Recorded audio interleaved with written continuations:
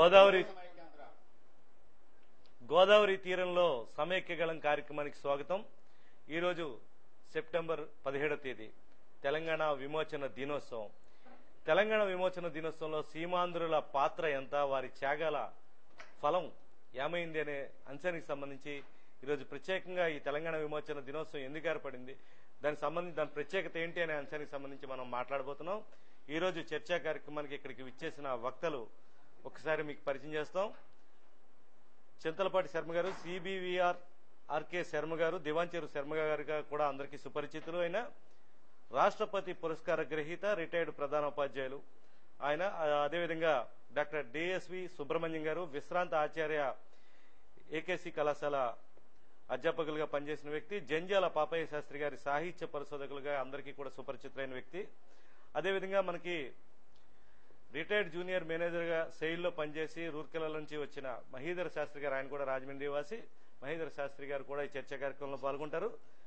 మనకి యథావిధిగా ఆ చర్చా కార్యక్రమానికి సంబంధించిన విశ్లేషణని ప్రగళ్లపాటి ప్రతాప్ గారు అందిస్తారు.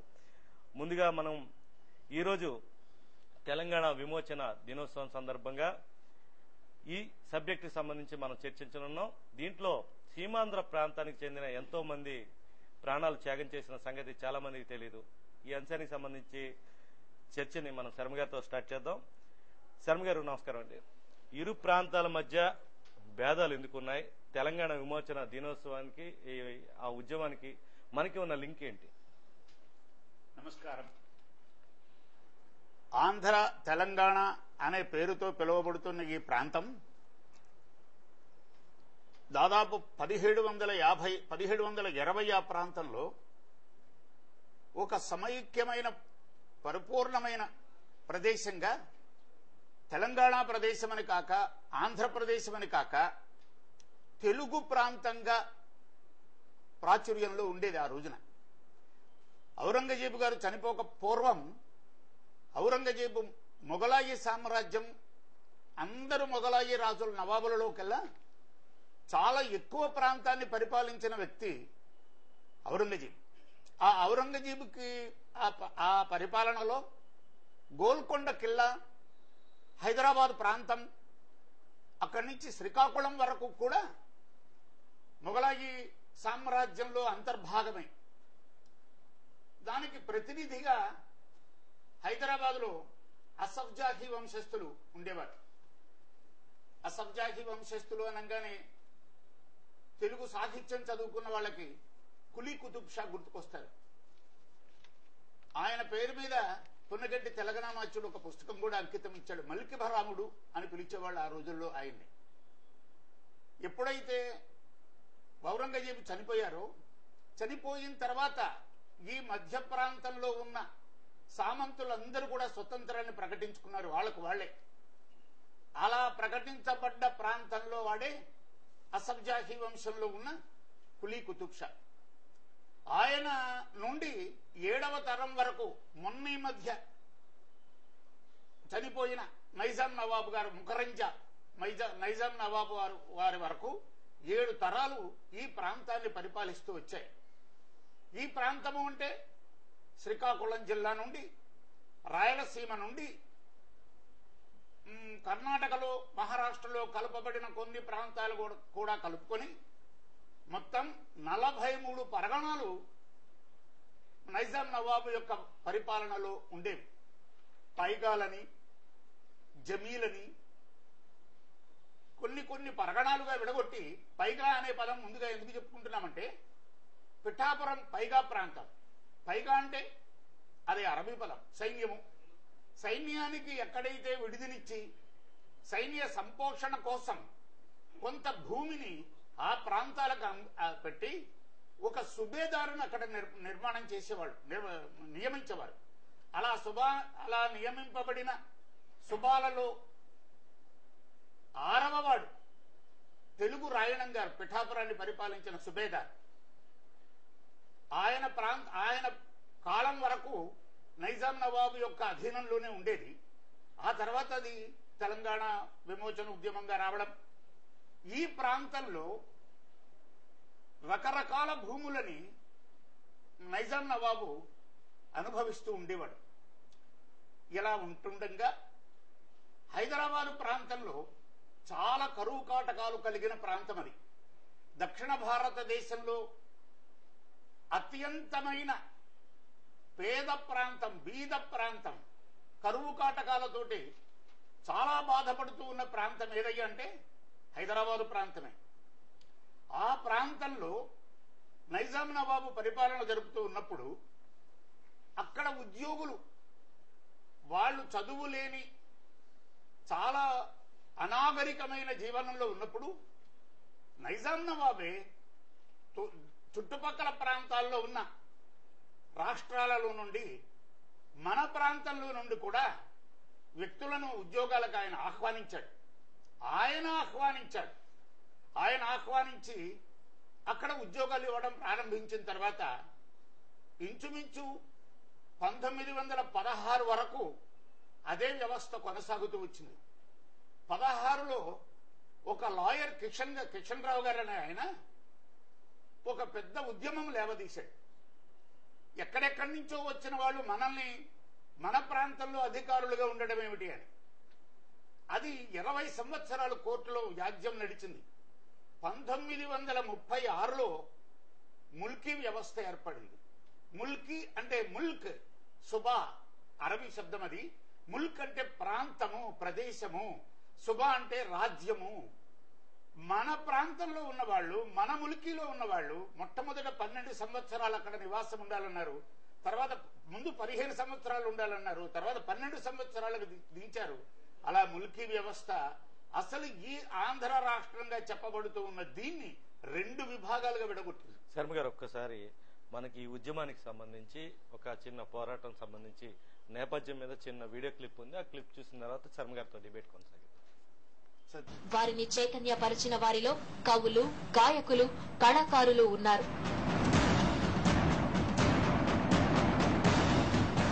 మగ్ధూం మొయినుద్దీన్, దాశరథి, కాళోజీ, హీరాలాల్ మోరియాలు గీతాలతో జనాలను ఉత్తేజపరిచారు. ఓ చేత్తో గన్ను, మరో చేత్తో పెన్ను పట్టుకుని పాటలల్లి చైతన్యం తెచ్చిన వారు ఉన్నారు. యాదగిరి, తిరునగరి రామాంజనేయులు, సుద్దాల హనుమంతు, అలువాల మాచయ్య, ఆవుల పిచ్చయ్య ఇలా ఎందరో కవులు తమ పాటలతో ప్రజా పోరాటాలకు ఊపునిచ్చారు. ఎందుకు హత్యలు, ఎందుకుతో పెళ్ళెందుకు హింసలు, ఎవడా నైజాం ముక్కోటులలో ఒక్కడు మిగిలిన దుఃఖములేదుర రక్కాసుల తలలొక్కొక దెబ్బకి పక్కున పగలగ కుక్కల కొడుకులు తుక్కైపోవగ వై వై దెబ్బకు దెబ్బ వెయ్యహదై. ఇలాంటి నిప్పులతో రంగరించుకున్న పాటలు ఆనాడు వీర తెలంగాణ సాయుధ పోరాటంలో పుట్టినటువంటి జ్వాలా గీతాలు. ఇప్పుడు నేను వినిపించిన పల్లవి మా నాన్న సుద్దాల హనుమంతు గారు రాసింది. ఖిలా వరంగల్ సమీపంలోని ఖుష్మహల్ కూడా ఈ నెత్తుటి చరిత్రకు సజీవ సాక్ష్యమే. ఈ ప్రాంగణంలో 1946లో జరిగిన పంచమార్య సాహిత్య సమ్మేళనం రజాకార్ల దాడిలో రక్తపుటేర్లైంది. 3 రోజుల పాటు జరిగిన ఈ సభలకు వినాయకరావు విద్యాలంకార్ అధ్యక్షత వహించారు. చివరి రోజున నరేంద్రజీ ఆగమనంతో వరంగల్ వీధులు పిక్కటిల్లాయి. ఆనాటి శౌర్య ప్రతాపాలను చూసి ప్రజాకవి కాళోజీ కుక్కలు మొరగవు, నక్కలు కూయవు, కారణమా మా నరేంద్ర సింగము గర్జించునులే ఈనాడు అంటూ గళమెత్తారు. తరతరాల బూజు నిజాం రాజు అంటూ గళమెత్తి గర్జించిన ఓరుగల్లు సింహం దాశరథి తన గళంలో కలంలో నిజాం వ్యతిరేక ఉద్యమాన్ని ప్రకటించారు. కోటి రతనాల వీణగా తెలంగాణను కీర్తించాడు. సామాన్యుడు సైతం ఉద్యమించేలా బండి యాదగిరి రాసిన బండెనక బండి కట్టి 16 బండ్లు కట్టి అన్న పాట నేటికి మారుమోగుతూనే ఉంటుంది. నిజాంపై తిరుగుబాటు చేసిన కవులు, కళాకారులు ప్రజల్లోకి తమ హావభావాల ద్వారా స్వాతంత్ర్య కాంక్షను బలపరిచే ప్రయత్నం చేశారు.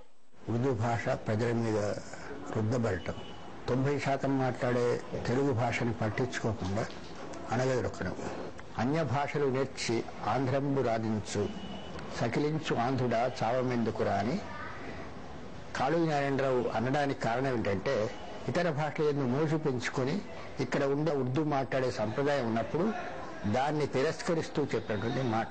నిజాం సంస్థాన విమోచనోద్యమంలో నాటి పత్రికలు కీలక పాత్ర పోషించాయి.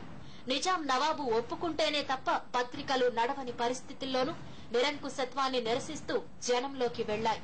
వరంగల్ జిల్లా మానుకోట తాలూకాలోని ఇనుగుర్తికి చెందిన ఒత్తిరాజు సోదరులు తెనుగు పత్రికతో జాతీయవాదాన్ని, నిజాం వ్యతిరేక ధోరణిని ప్రదర్శించారు.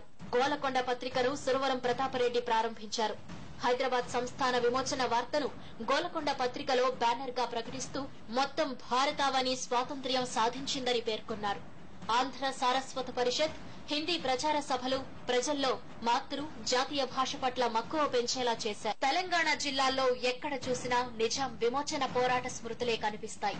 రాజుపై తిరుగుబాటు చేసే దిశగా తమ భేదాలు లేకుండా ప్రజలందరూ ఒకే బాటపై ఉద్యమించి స్వేచ్ఛా వాయువులు పీల్చారు.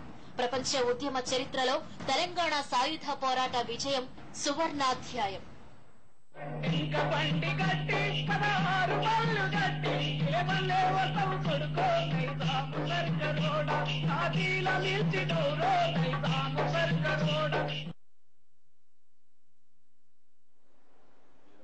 Welcome back. చూసామంటే తెలంగాణ విమోచన దినోత్సవం సందర్భంగా ఆ డాక్యుమెంట్ క్లిప్ మనం చూపించడం జరిగింది. తెలంగాణ విమోచన దీనికి ఈ చర్చకి ఏంటి అసలు ఈ సమైక్యాంధ్రప్రదేశ్కి ఇప్పుడు జరుగుతున్న ఉద్యమానికి లింక్ ఏంటని మీరు భావించవచ్చు. శర్మ గారు దాన్ని వివరిస్తారు. కంటిన్యూ చేయండి శర్మ గారు. ఏంటి తర్వాత? చాలా సంతోషమైన ఒక విషయం ఏంటంటే మన ఇవాళ ఈ కార్యక్రమం యొక్క పరిపూర్ణమైన స్వరూపాన్ని ఒక 2-3 నిమిషాల్లో ప్రియాంబిల్ గా కర్టన్ రైజర్ అంటామే ఆ విధంగా ముందు ప్రజలకు అందించడం ఈ నిర్వాహకుల్ని ముందు తప్పనిసరిగా అభినందించాలి. ఇవాళ కార్యక్రమం మొత్తం యొక్క స్వరూపం 2-3 నిమిషాల్లో ముందు ప్రేక్షకులకు అందించారు. దీనిని ఆధారంగా చేసుకుని మనం పూర్తి వివరాలను మీకు అందించడానికి మేము ప్రయత్నం చేస్తాం. ఆయన ఆంధ్రంబు కాళోజీ నారాయణరావు గారి ఒక వాక్యాన్ని వాడారు. ఆయన తెలుగు పదం ముందు అసలు ఇది తెలంగాణ అంటే ఎక్కడ, అసలు తెలంగాణ అన్న శబ్దానికి అర్థమేంటి? తెలుగు అన్న ద్రావిడ పదాన్ని నుంచి ఆణ అనే సంస్కృత శబ్దాన్ని కలిగితే ఆణ అంటే సీమ, ఎల్లా అని అర్థం. ఈ తెలుగు వారు ఏ ప్రాంతం వరకు ఉన్నారో అంటే ఆ సరిహద్దుల యొక్క పరిపూర్ణమైన స్వరూపం తెలంగాణ. మహానుభావుడు జర్నలిస్టులకి గురువు లాంటి గురువు ఏబికే ప్రసాద్ గారు తెలంగాణమే ఆంధ్రప్రదేశ్ అనే అద్భుతమైన పుస్తకం రాశారు. ఆ పుస్తకం ఒక్కటే మనకు తెలంగాణ యొక్క పరిపూర్ణ స్వరూపాన్ని అందిస్తుంది. ఇక్కడ వారి అనుమతితో ఆ పుస్తకాన్ని కూడా మీకు నేను ప్రదర్శిస్తాను.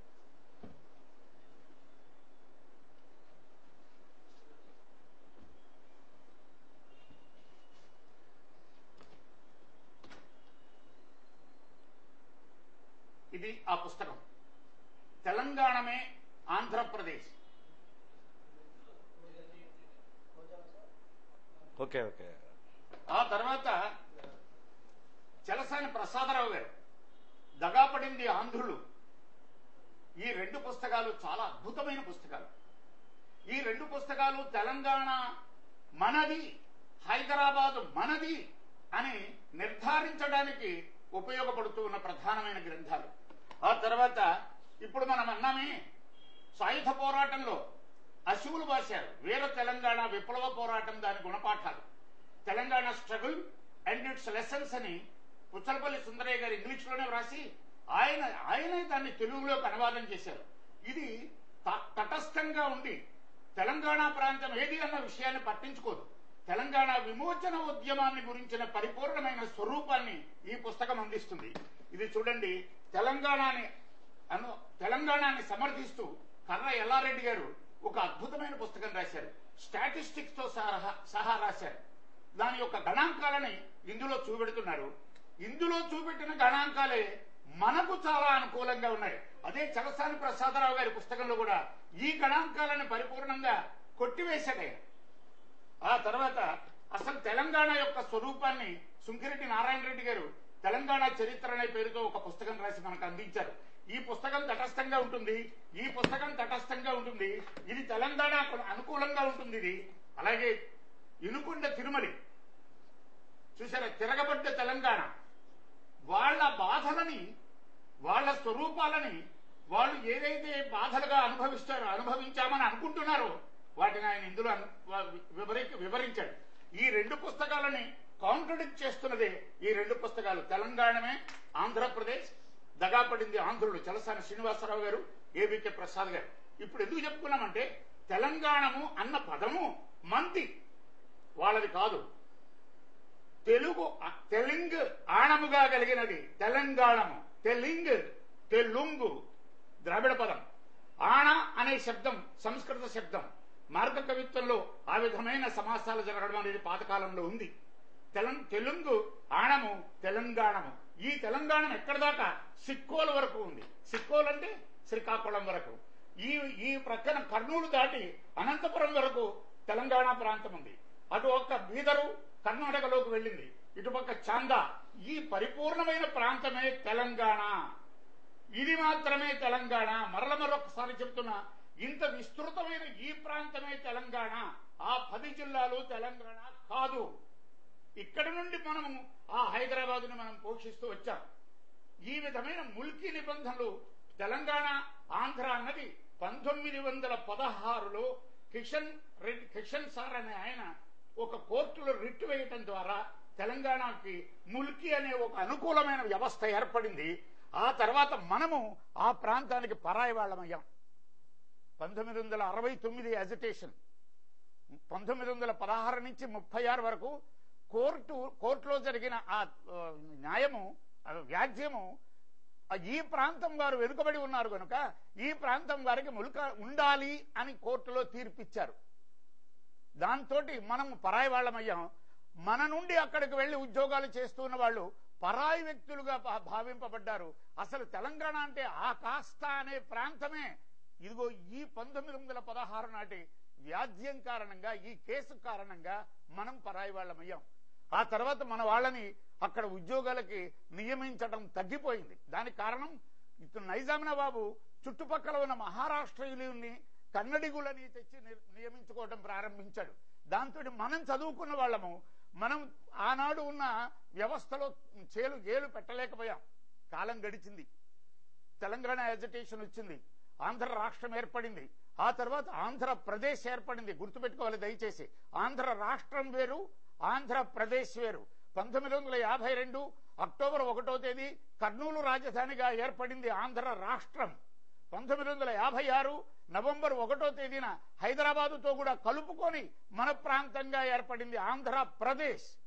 ఆంధ్ర రాష్ట్రానికి మొట్టమొదటి ముఖ్యమంత్రి, ఆంధ్ర రాష్ట్రానికి మొట్టమొదటి ముఖ్యమంత్రి ప్రకాశం పంతులు గారు, ఆంధ్రప్రదేశ్కి మొట్టమొదటి ముఖ్యమంత్రి నీలం సంజీవరెడ్డి గారు. ఈ ఆంధ్రప్రదేశ్ ఏర్పడిన తర్వాత మనకు కొంత అవకాశం ఏర్పడి మనం అందరం ఒకటే అని మనం ఆ ముల్కీ యాజిటేషన్ మీద కోర్టుకు వెళ్ళటం జరిగింది. మనకి ఈ ఆంధ్ర ప్రాంతంలో, సీమాంధ్ర ప్రాంతంలో ఉన్న వాళ్ళు తెలంగాణ విమోచనంలో చాలా ప్రధానమైన పాత్ర వహించారు. అది వాళ్ళు ఒక్కళ్ళు చేసిన ఉద్యమం కాదు, మన పాత్ర కూడా కొంతవరకు ఉందన్న వాదన ఉంది. దాని మీద మీరు ఇలా ముల్కీ కారణంగా వేరుపడిన తర్వాత ఈ ఉద్యమాలకు ముందు ఇప్పుడు మన రామనారాయణ గారు అడిగిన ప్రశ్నకి చాలా హృదయ విదారకమైన ప్రశ్న అది. మనది తూర్పుగోదావరి జిల్లా ప్రాంతం.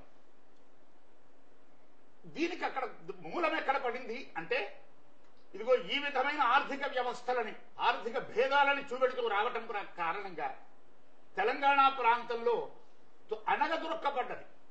అక్కడ ఉన్న ప్రజలు వెట్టి చాకరీకి లోనయ్యారు. నీ బాంచను కాల్మొక్తా దొర అనే స్థితిలో బానిస జీవితాన్ని అనుభవిస్తూ వచ్చారు. అప్పుడే కమ్యూనిస్టు పార్టీ సుందరయ్య గారు విశాలాంధ్ర అనే ఒక నినాదాన్ని తీసుకొచ్చారు. ఆ విశాలాంధ్ర కోసం తెలంగాణలో పరిపాలన చేస్తూ ఉన్న, హైదరాబాద్ను పరిపాలన చేస్తూ ఉన్న నైజాం నవాబుకు వ్యతిరేకంగా ఉద్యమం ప్రారంభమైంది. అదే తెలంగాణ విమోచనోద్యమము. ఆ ఉద్యమం గ్రామాన పరిఢవిల్లేటట్లుగా, పరివ్యాప్తి పొందేటట్లుగా ప్రయత్నం చేసింది కమ్యూనిస్టు పార్టీ. ప్రధానంగా కమ్యూనిస్టు పార్టీ వాళ్ళకి గుడ్డ కట్టుకోవటం నేర్పింది. ఆంధ్ర ప్రాంతం నుంచి వెళ్లిన వాళ్ళు వాళ్ళకి నాగరికత నేర్పారు. నేను చాలా ఈ 5-6 పుస్తకాలు ఆధారంగా నేను చెప్పే ప్రతి వాక్యము ఈ 6 పుస్తకాలలో ఆధారమే. నేను చెప్పింది తప్పు అయితే వీళ్ళు చెప్పింది తప్పు. ఏమి నేను చెప్తున్నాను ప్రధానంగా అంటే, తెలంగాణ ప్రాంతంలో వరి అన్నం నేర్పింది ఇక్కడి నుంచి వెళ్ళిన వాళ్ళు ప్రధానంగా కమ్మ కులస్తులు, కాపు కులస్తులు. నైజాం నవాబు ప్రత్యేకంగా వీళ్ళని ఆహ్వానించాడు. అక్కడ వాళ్ళకు భూములు ఇచ్చాడు. మనం ఇవాళ సజ్జకు భూములు ఇస్తున్నాం. అయ్యా మీరు మా ఊళ్ళో మా రాష్ట్రంలో పరిశ్రమ పెట్టండి, మీకు 6,000 ఎకరాలు మేము ఉచితంగా ఇస్తామంటున్నాం. అదే చేశాడు ఆయన. నైజాం నవాబు సీమాంధ్ర ప్రాంతంలో ఉన్న రైతులను తాను ఆహ్వానిస్తే వీళ్ళు అక్కడికి వెళ్ళారు. వీళ్ళకై వీళ్ళు వ్యాపారానికి వెళ్ళలే. నాయనా మాకు ఇక్కడ పంటలు పండటంలే, మీరు వచ్చి సాగు చేసి మాకు అన్నం పెట్టండి అన్నాడు ఆయన. మరి నేను చాలా బాధాకరంగా చెప్తున్నా, వాళ్ళు ఆ రోజున రాగి సంకటి తిన్నారు, రాగి అంబలి తాగారు. ఒరి అన్నం గ్రామీణ ప్రాంతంలో ఎవ్వరికీ తెలియదు. ఈ ప్రాంతం నుంచి వెళ్లి వీళ్ళ డబ్బు ఖర్చు పెట్టి, వీళ్ళ శ్రమ ఖర్చు పెట్టి, వీళ్ళు చెమట అక్కడ ధారపోసి ఆ బీడు భూములని 40 లక్షల బీడు భూములున్నాయి. ఆ రోజున 20 లక్షలు ప్రభుత్వం వదిలేసిన భూములున్నాయి. అంటే ఇంచుమించు మొత్తం 63 లక్షల భూమిలో మన ప్రాంతీయులు వెళ్లి, సీమాంధ్ర ప్రాంతీయులు వెళ్లి అక్కడ సాగు చేసి వాళ్ళకి అన్నం తినడం నేర్పారు. అంటే ఎంతమంది ఈ పోరాటంలో ఎంతమంది మన ప్రాంతానికి వాళ్ళు 700 మంది ప్రాణాలు కోల్పోయారు. ఒక్కొక్క విషయం చెప్తాను. మన ప్రాంతం మన ప్రాంతంలో తూర్పు గోదావరి జిల్లా నుంచి 18 మంది చనిపోయారు. పశ్చిమ గోదావరి జిల్లా నుంచి 28 మంది చనిపోయారు. కృష్ణా జిల్లా నుంచి 108 మంది చనిపోయారు. ఒక ఉదాహరణ చెప్తాను. ఈ పుస్తకం సుందరయ్య గారి పుస్తకం చదివితే కళ్ళెంబడి నీళ్లు వస్తాయి. మన వాళ్ళు ఇంత త్యాగం చేశారా అని. రాపాక సూర్యనారాయణ మోరీ గ్రామం నుంచి వెళ్ళాడు. అతను పార్టీ కార్యకర్తగా. అతన్ని నకిరేకల్ అడవుల్లో చిత్రహింసలు పెట్టి కాల్చి చంపారు. అతని రక్త బొట్టు కాదా హైదరాబాద్ నిర్మాణానికి తెలంగాణ ప్రజలు ఇవాళ ఈ సెప్టెంబర్ 17వ తేదీన వాళ్ళు జెండా ఎగరేసుకుంటున్నారు.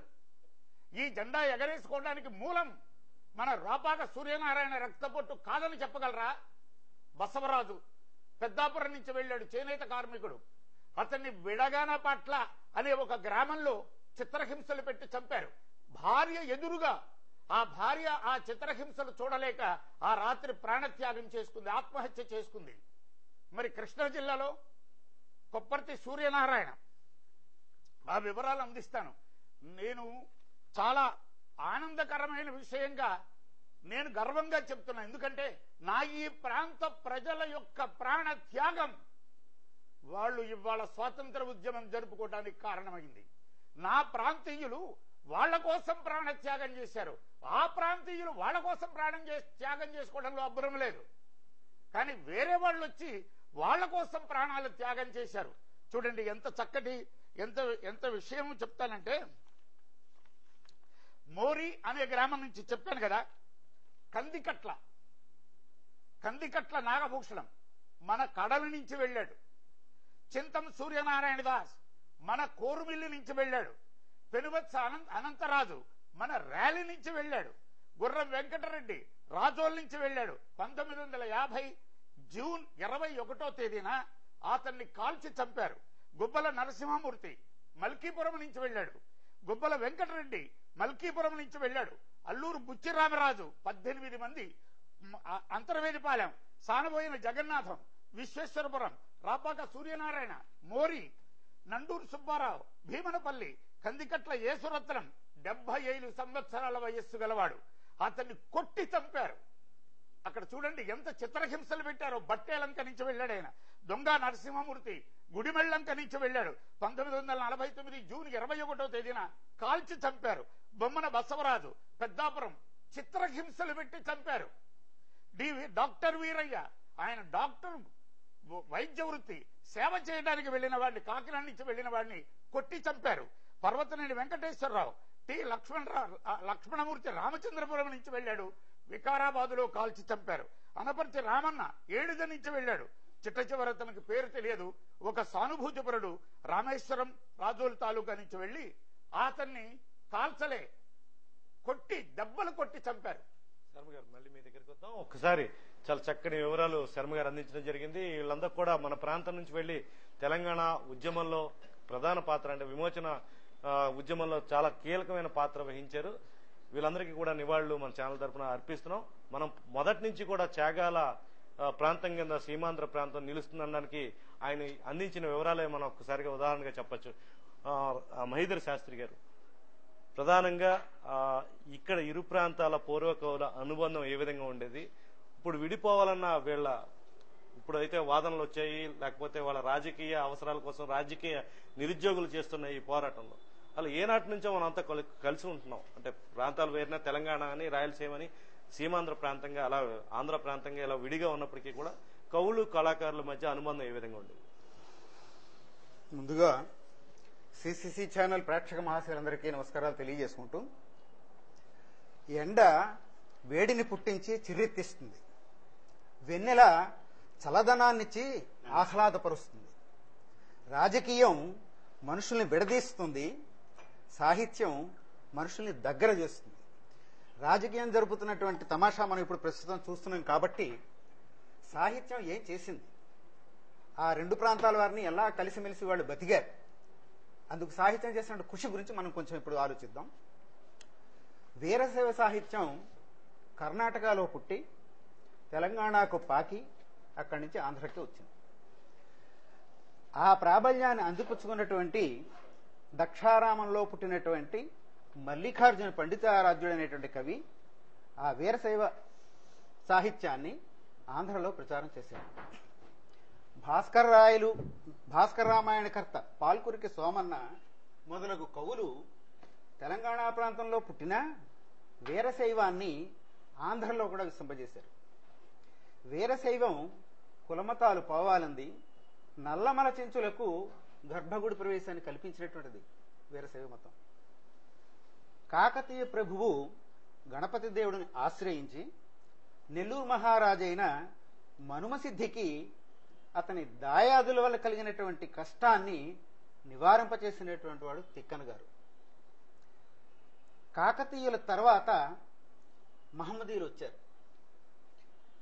కుతుబ్షాహీ కాలం అంటే 1550 నుంచి 80 వరకు ఆ ప్రాంతంలోని సారంగు తమ్మయ్య విప్రనారాయణ చరిత్ర రాసినటువంటి వాడు, అలాగే పొన్నెలకంటి తెలగన్న యయాతి చరిత్ర అచ్చ తెలుగు కావ్యం అది రాసినటువంటి వాడు ఆయన.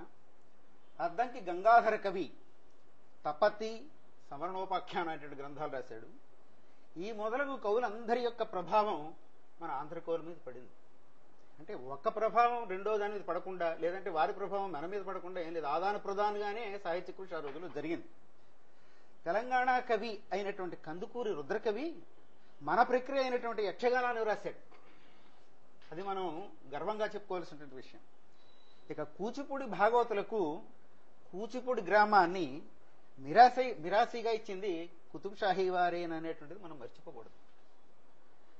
క్షాత్రయక ఈ కాలం వాడే కదా మనందరికీ తెలుసు. కుతుబ్షా యుగ మతం సమాజ స్థితిని ప్రభావితం చేసింది. ఎంతగా చేసిందంటే వారి మొహరం పండగ మీద మన తెలుగు పాటలు ప్రసిద్ధిలోకి వచ్చాయి. అలాగే వారి షబీ బరాత్ మన దీపావళి పండుగ దగ్గరగా ఉంటుంది. నౌరోజ్ అంటే నూతన దినము, అంటే మన ఉగాది లాంటిది అనమాట. నౌరోజు మన వసంతోత్సవానికి చాలా దగ్గర పోలికలు ఉంటాయి. ఇవి రెండు కూడాను ఆర్య సాంప్రదాయం నుంచి మనకి లభించినటువంటి దాన్ని వారు స్వీకరించారు, మనం స్వీకరించాం. 17వ శతాబ్దపు ఉర్దూ మీద తెలుగు ప్రభావం చాలా పడింది. ఉదాహరణకి మన బాట శబ్దం తీసుకోండి, వాళ్ళు బాట్ అన్నారు. కాలవ మన శబ్దం అది, వాళ్ళు కాల్వే అన్నారు. ఎంత దగ్గరగా ఉందో చూడండి ఆ తీసుకోవడంలో. వాళ్ళ యాక్సెంట్ వాళ్ళు వచ్చింది అంతే తప్పిస్తే మన పదాలే వాళ్ళు తీసుకున్నారు. అలాగే మన కోపం కోప్ అన్నాడు వాడు, మనం ఒకటి, వాళ్ళు ఎకట్ అన్నారు. ఈ రకంగా తెలుగు పదాలు ఆనాటి 17వ శతాబ్దపు ఉర్దూ భాషలో ఎలాగా సమ్మిళితం అయిపోయాయో, ప్రజల నాలుగు మీదకి ఎక్కిందో తెలుగు ప్రభావం మనకి స్పష్టంగా కనిపిస్తుంది. ఎప్పుడూ కూడా ఆ భాషకి ఈ భాషకి, లేదా ఆ జాతికి ఈ జాతికి, ఆ మతానికి ఈ మతానికి కూడా విద్వేషాలు ఉన్నటువంటి పరిస్థితులు మనకి సాహిత్యంలో కనిపించవు. చివరిగా తెలుగు, దక్కనీ ఉర్దూ, పర్షియన్ భాషలు ఏకకాలంలో పక్కపక్కనే విస్తరించాయి. ఓకే, మీరు చెప్పండి సుబ్రహ్మణ్యం గారు, ఎట్లాంటి సాహిత్య అనుబంధం ఉంది? మీరు అంటే కొత్తగా ఇప్పుడు మన ప్రేక్షకులకి అందించే కొత్త వివరాలు ఏమి ఉన్నాయి దీనికి సంబంధించి? మొదటగా సిసిసి ఛానల్ ప్రేక్షకులకి, ప్రపంచవ్యాప్తంగా ఉన్న తెలుగువారందరికీ కూడా నమస్కారాలు తెలియజేస్తూ, వాతావరణం మొట్టమొదట ఇక్కడ కొంచెం వేడివేడిగా ఉంది కాబట్టి తెలుగు తల్లి ఒక కన్నీటి లేఖ రాసినట్టుగా ఒక కవిగారు రాసిన అంశాన్ని నేను ఇక్కడ ముందు వినిపించి తర్వాత రెండు అభిప్రాయాలు నావి, రెండు విషయాలు చెప్తాను. కన్న తల్లి కన్నీటి లేఖ. గుండె పగిలిపోతున్నది, గొంతు సురిగిపోతున్నది. గుండె పగిలిపోతున్నది, గొంతు సురిగిపోతున్నది. చార్మినార్ చేతులెత్తి శాంతి శాంతి అనుచున్నది. చార్మినార్ చేతులెత్తి శాంతి శాంతి అనుచున్నది. సెగలు పొగలు చెలరేగెను, పగలు పాములై మూగెను. అమరజీవి హృదయంపై అగ్నిపర్వతం పగిలెను. ఇది నా కన్నీటి లేఖ, ఇది నా దురదృష్ట రేఖ. మతి తప్పిన నందనులకు మాతృశ్రీ వ్రాయు లేఖ. ఈలలు గోలలు గుంపులు ఎన్నెన్నో గర్జింపులు. తెలుగు జాతి నాయకులకు నలుగురిలో తలవంపులు. తెలుగు జాతి నాయకులకు నలుగురిలో తలవంపులు. సహనాలు అవలంబింపుడు, ప్రేమ సుధలు చిలికింపుడు. కయ్యాలకు స్వస్తి చెప్పి నెయ్యాలకు కేల్ సాపుడు. అన్నదమ్ములు అన్యోన్యం ఆయుధాలు దూయకండి. కన్న తల్లి కడుపు మీద కత్తి పెట్టి కోయకండి. కన్న తల్లి కడుపు మీద కత్తి పెట్టి కోయకండి. అన్నపూర్ణ రొమ్ములపై హలాహలం పూయకండి. ఎన్నో ఏండ్ల మహాకృషి ఏటిపాలు చెయ్యకండి.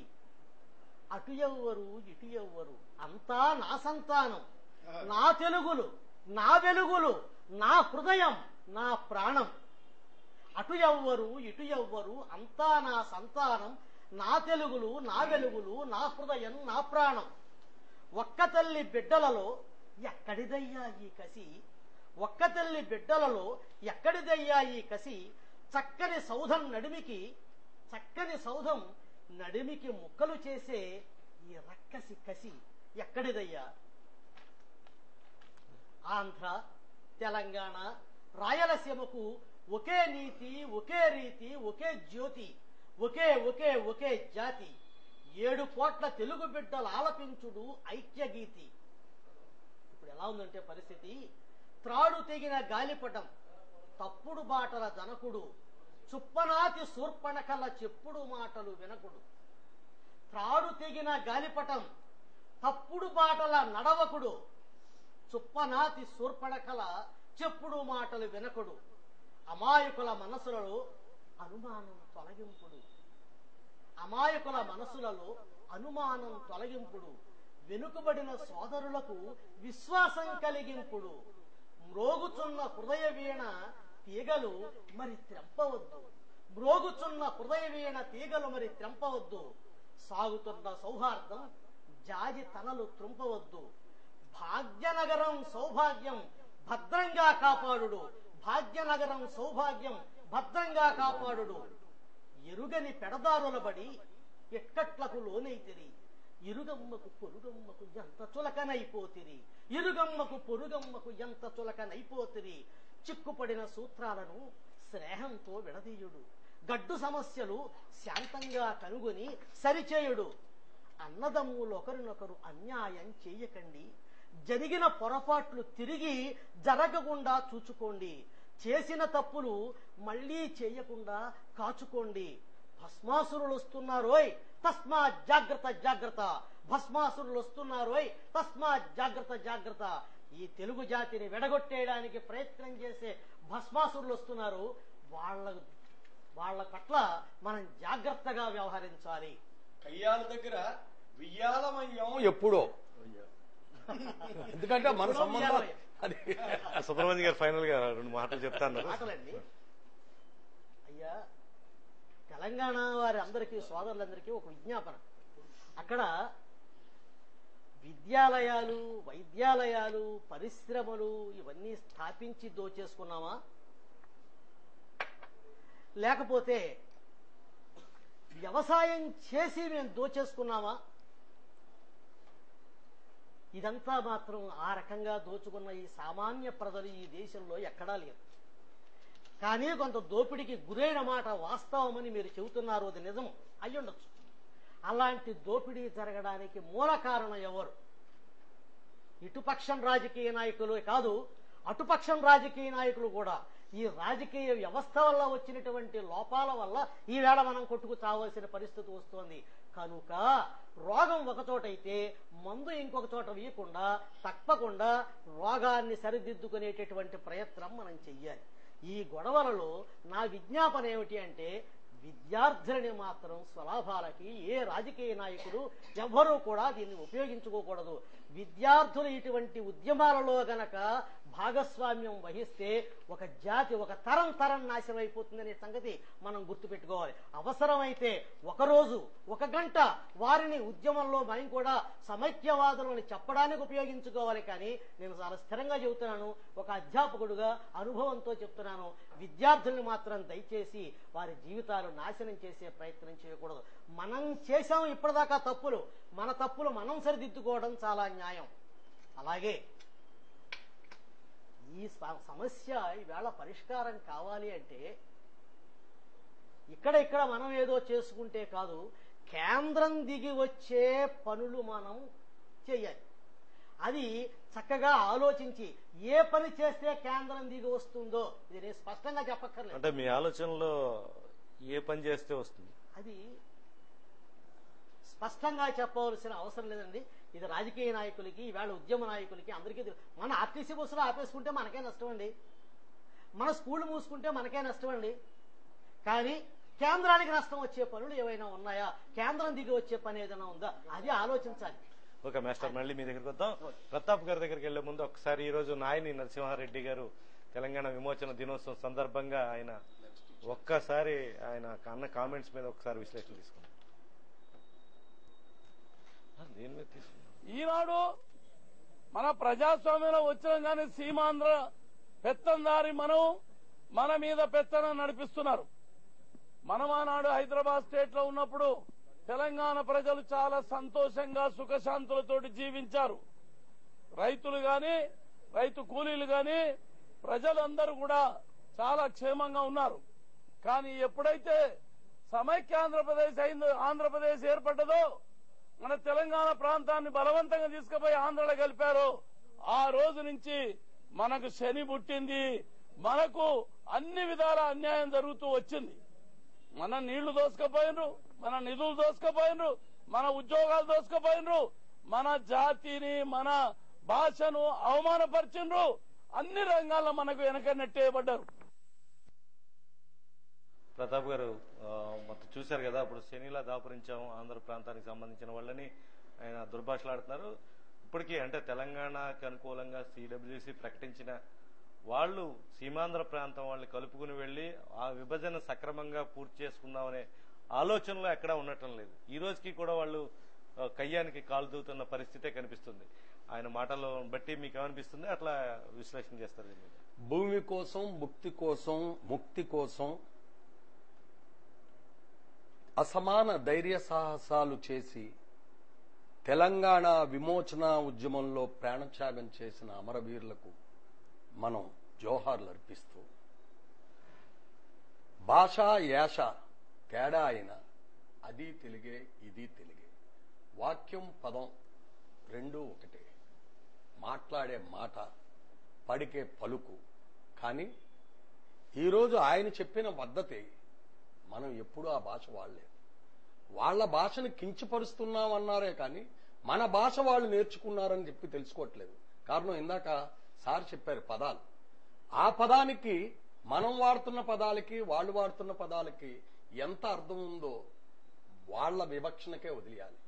ఇది కూడా మాట్లాడేది ఒక్క ఆ టీఆర్ఎస్ పార్టీ చెప్తే ఇంకేది కాదు.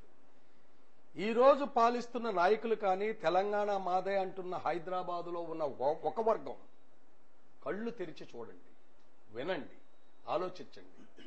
తెలుగువారంతా కలిసి ఉండే ఉద్యమం, తెలుగువారంతా కలిసి ఉండే స్వభావం, తెలుగువారంతా కలిసి ఉన్నప్పుడు ఉండే ఉత్తేజం మీ ఒక్కరి వల్ల రాదు, మీ ఒక్కరి వల్ల తెచ్చుకోలేరు.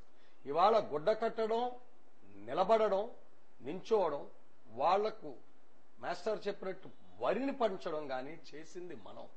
అట్లాగని మనం వాళ్ళ దగ్గరికి వెళ్ళడమే కాదు, మన పిలిపించుకుని చేశారు. అట్లాగే మనకు ఒక తెలంగాణ కాదు, ఒరిస్సాలో గంజాం జిల్లాలో కానీ, లేకపోతే గజపతి నగరంలో కానీ, పాతపట్నంలో కానీ, అక్కడికి వెళ్ళినప్పుడు కూడా రాజులు అలాగే మన దగ్గర నుంచి వెళ్ళిన వాళ్ళు తీసుకున్నారు, వాళ్ళందరినీ కూర్చోబెట్టుకున్నారు, పొమ్మంటున్నారు ప్రతాప్ గారు, పొమ్మంటున్నారు. అదే ఇప్పుడు తెలంగాణ మాది అని అంటున్న వాళ్ళు ఇంకా 6 జిల్లాలు ఉన్నాయి, 16 జిల్లాలు తెలంగాణ. మిగతా 6 జిల్లాల గురించి ఎందుకు మాట్లాడతలేదు? ఇంకా 6 జిల్లాలు ఉన్నాయి అంటే ఆ రోజు ఆ 6 జిల్లాలని కూడా పక్క రాష్ట్రాల వాళ్ళు దోచుకెళ్లిపోతుంటే వాళ్ళనేమనలేకపోతున్నారు. ఇవాళ 10 జిల్లాలతో కూడిన హైదరాబాద్ మాది అని అంటున్నారు, 16 జిల్లాలతో కూడిన. ఎందుకంటే వాళ్ళ దగ్గర నుంచి తెచ్చుకోవడానికి వీళ్ళెవరికీ సాధ్యం కాదు. ఆంధ్రులను మనం చూసి ఆ పైన ఉన్న అధికార పార్టీ వాళ్ళు చాలా అవలీలగా మనం మాట్లాడతాం కదా, అవలీలగా వీళ్ళని ఏదైనా చేయొచ్చు కదా అని ఆలోచనలో ఉన్న వాళ్ళకి పెద్ద ఆయన చెప్పినట్టుగా బుద్ధి తెప్పాలి. ఆ బుద్ధి చెప్పినప్పుడే మనమని నిరూపించుకోగలుగుతాం, లేనప్పుడు ఆయన మాటల్లోనే ఉంటుంది. ఓకే, మళ్ళీ మీ దగ్గరికి వద్దామండి. విశాలాంధ్ర ఆవిర్భావం అనంతరం హైదరాబాద్ అభివృద్ధి చెందిందంటారా లేదంటారా? ఇది చాలా ప్రధానమైన అంశం అండి. నాయన నరసింహారెడ్డి గారు అలా మాట్లాడటాన్ని తెలంగాణ పౌరుడుగా, నేను ఆ సీమాంధ్ర పౌరుడుగా అనడం లేదు, తెలంగాణ పౌరుడుగా మాత్రం చాలా బాధపడుతూ ఖండిస్తున్నాను. టిఆర్ఎస్ పార్టీ హైదరాబాదుని అబ్బసొత్తా అన్నాడు ఆయన, మీరు లుచ్చాలు అన్నాడు ఆయన, భాగో అన్న ఉర్దూ శబ్దానికి, అరబీ శబ్దానికి ఎంత భయంకరమైన పదం అంటే పారిపోండి, తంతాం పారిపోండి. కానీ హైదరాబాద్ ఎవరిది? మాది. హైదరాబాద్ మా సీమాంధ్ర ప్రజలది. నేను మరలా గట్టిగా చెప్తున్నాను, 1565 నాటికి హైదరాబాద్ ఎక్కడుంది? సీమాంధ్ర ప్రాంతం నుండి వెళ్లిన డబ్బులతో కట్టుకున్నావు హైదరాబాదు. నేను రుజువు చేస్తాను. 1565 నాటికి మా ప్రాంతం నుండి శిస్తులు వసూలు చేశావు. సీమ కోస్టల్ ఏరియా ఓడరేవుల నుంచి డబ్బులు వసూలు చేశావు. నేను కృష్ణా జిల్లా నందిగామ వాడిని. నా ఊరి పక్కనే పరిటాలుంది. పరిటాల నుండే పుట్టింది కోహినూరు వజ్రం. అవి నందిగామ గనులని అన్నారు. ఆ గనుల నుండి సంపాదించిన డబ్బే నీది. చూడండి, ట్యాంక్ బండు 1565లో కట్టించావు. ఆనాటికి మేం పంపించిన డబ్బది. మూసీ నదిపై వంతెన 1578లో కట్టించావు, మా డబ్బు.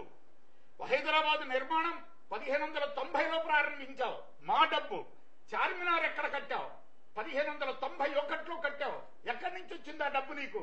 నా సీమాంధ్ర ప్రజల నుంచి వచ్చింది. మేం పంపించిన శిస్తు వల్ల వచ్చింది. దారుషా పెద్ద భయంకరమైన పెద్ద మేడలు కట్టావే, ఇవాళ అందులో మా అసెంబ్లీలు పెడుతున్నావు. 1595, 96లో మా డబ్బులతో కట్టావు. ఎక్కడి నుంచి వచ్చింది ఆ డబ్బు? ఇదిగో విను. శ్రీకాకుళం సుభ 1707 నాటికి, అంతకుముందు ఇంతకంటే తక్కువ ఎక్కువ ఆదాయం ఉంది. 8,45,000 రూపాయలు మేము మీకు కట్టాం. శ్రీకాకుళం జిల్లా సుబావారు. రాజమండ్రి సుబ ప్రధానమైనది రాజమండ్రి. ఇందులో పిఠాపురం పైగా, కాకినాడ చిన్న జాగీర్. ఇక్కడి నుంచి 6,80,000 రూపాయలు పంపాం. ఏలూరు సుబ 5,63,000 రూపాయలు పంపాం. పాతకాలపు శిలాశాసనాలు తీస్తే ముస్తఫా నగర్, ముకరంజా నగర్ అని ముకరంజా నగర్ అని కనబడుతుంది. ముస్తఫా నగర్ అంటే గుంటూరు, ముకరంజా నగర్ అంటే విజయవాడ. మేము ఎన్ని పంపాం? 22,34,000 రూపాయలు పంపాం. 1707 నాటికి. 1500 నుంచి 1700 వరకు మేము ఈ లెక్కన డబ్బులు పంపిస్తూ వచ్చాం. మీకు కావాలంటే చలసాని ప్రసాదరావు గారి 456వ పేజీ చూడండి. 1766 నాడు, 66లో నవంబర్ 21వ తేదీన ఈ ప్రాంతాలని ఇంగ్లీష్ వాడికి అమ్ముకున్నారు. అమ్ముకుంటే డబ్బు ఎంత ఇచ్చాడు? 9 లక్షల రూపాయలు ఇచ్చాడు. మరి ఇదే కాదు, మనకు పక్కనే మరాఠవాడాలో ఉన్న తెలుగు ప్రాంతానికి పీష్వా ఒకడు ఉండేవాడు. అతన్ని నైజాం నవాబుకు అనుకూలంగా మార్చడానికి, ఇంగ్లీష్ వారికి అనుకూలంగా మార్చడానికి నైజాం నవాబుకి 18 లక్షలు నజరానా ఇచ్చావు, వాడికి నజరానా పొందావు. పీష్వా దగ్గర 31 లక్షల నజరానా ఇచ్చింది గవర్నమెంట్, ఇంగ్లీష్ గవర్నమెంట్. ఎక్కడిది డబ్బు? ఎవడిది డబ్బు? నీదే? నీ తెలంగాణ గాడిదా? నాయన నరసింహారెడ్డి గారిని వినయంగా నేను ప్రశ్నిస్తున్నాను. నీ డబ్బులా ఇవి? 1766 నాటికి ఎక్కడున్నాం మనం? మీ తాత తల్లిదండ్రులు మనము అందరం కలిసి చెట్టపట్టాలు వేసుకొని తిరిగాం. ఆనాడు మమ్మల్ని పీల్చుకొని మమ్మల్ని పిండి 70 లక్షలు ఇంచుమించు డబ్బుల్ని నైజాం నవాబు పొందాడు. పొంది ఆ కట్టడాలు కట్టాడు. విశాలాంధ్ర రాకముందే మాకు అసెంబ్లీ ఉంది, మాకు బిల్డింగులు ఉన్నాయి చెప్పొద్దు, చరిత్ర చదవండి. అంతకు ముందే మా డబ్బులతోటి కట్టావు నువ్వు. అవి 1560 నుండి 1707 వరకు వచ్చిన మా డబ్బులు. మీ డబ్బులు కూడా ఉన్నాయి, మేం కాదా. మీ తెలంగాణ ప్రాంతం అని చెప్పుకుంటున్న మీరు మీ డబ్బులతో మీ ప్రాంతంలో భవనం కట్టుకున్నారంటే మాకు గొప్ప కాదు. కానీ మా డబ్బులు తీసుకొచ్చి మీ దగ్గర పెట్టి మీకు కట్టి ఇవాళ హైదరాబాద్ వదిలిపెట్టి మేము వెళ్ళిపోవాలా? ఎందుకు వెళ్ళాలి? మేము లుచ్చాలమా? మేము లఫంగులమా? మమ్మల్ని నాలుకలు కోస్తావా? నాలుకలు కోసే అధికారం నీకెవరిచ్చారు? ఎవడి ప్రాంతంలో నువ్వు ఉన్నావు? మేము మా చెమటతో కట్టిన ప్రాంతంలో ఉన్నావు. దయచేసి అది గుర్తుపెట్టుకోండి. ఇవాటి పరిస్థితి ఏంటి? మహారాష్ట్రలో ఆంధ్రుల్ని లొంగదీయడానికి, ఆంధ్ర పీష్వాన్ని లొంగదీయడానికి 18 లక్షలు ఇచ్చింది గవర్నమెంట్, ఇది ఇంగ్లీష్ గవర్నమెంట్. ఇవాటి హైదరాబాద్ పరిస్థితి ఏంటి? ఎన్ని సంస్థలండి చూడండి. దగ్గర దగ్గర 700 సంస్థలు ఆ ప్రభుత్వ మన ప్రభుత్వానివి, కేంద్ర ప్రభుత్వానివి హైదరాబాద్ లో కుప్పకోశావు. Centre for DNA fingerprints and diagnosis విజయవాడలో పెట్టకూడదా? ఫింగర్ ప్రింట్స్ అండి, ఫింగర్ ప్రింట్స్ లెక్క పరీక్ష చేసే డిపార్ట్మెంట్ కూడా హైదరాబాద్ లోనే పెట్టావా? బాపట్ల చూడండి, central research institute for dryland agriculture, అక్కడ అగ్రికల్చర్ యూనివర్సిటీ ఉంది. దానికి సంబంధించిన ఈ సంస్థ బాపట్లలో పెట్టకూడదా? పెట్టలే. హైదరాబాద్ లో కుప్పపోసావు. ఏమంటే ఇండియన్ స్టాటిస్టికల్ ఇన్స్టిట్యూట్ కర్నూలులో పెట్టకూడదా? 700 సంస్థలని చూడండి, లెక్క మొత్తం 700 సంస్థలని నువ్వు హైదరాబాద్ లో కుప్పపోసావా? ఇతర ప్రాంతమంతా శ్మశానం అనుకున్నావా? ఇక్కడెక్కడ మేము పరిశ్రమలు పెట్టే యోగ్యత కలిగిన భూమి కనపడలేదా? ఇవాళ అవన్నీ నీ గుప్పిట్లో పెట్టుకొని పొండి అంటే ఏం పోతాం? ఎక్కడికి వెళ్తాం? ఇంకొక విషయం చెప్తా. 12,960 రూపాయలు ఎక్స్క్లూజివ్ గా ఒక్క హైదరాబాద్ వల్ల ఆదాయం వస్తుంది. 22 లక్షలు. ఇదో ఈనాడు పేపరు,